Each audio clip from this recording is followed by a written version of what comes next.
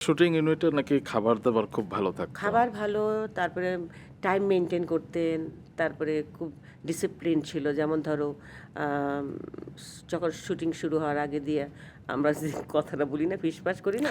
এই যে এখন ইউনিটে আমাদের শুটিং-টুটিং করি, নাটকের শুটিং করি না? সবাই কথাবার্তা বলে, আমি বলি। আমি বলতে বাধ্য হই।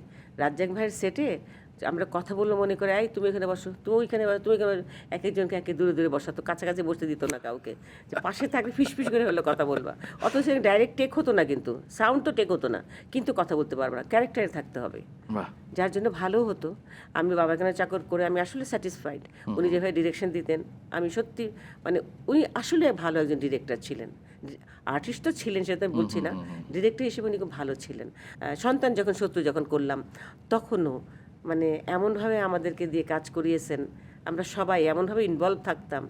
শয়তান তো ছিল, পূর্ণিমাটাও শয়তান ছিল, আমি ছিলাম, ফেরদৌস ফেরদৌস ছিলাম। ভাই আমরা ছিল। সবাই পিস, পিস করে কথা বলতাম। সবগুলো আলাদা করে বসায় দিত, বুঝছো? কোনো কথা পছন্দ করতো না।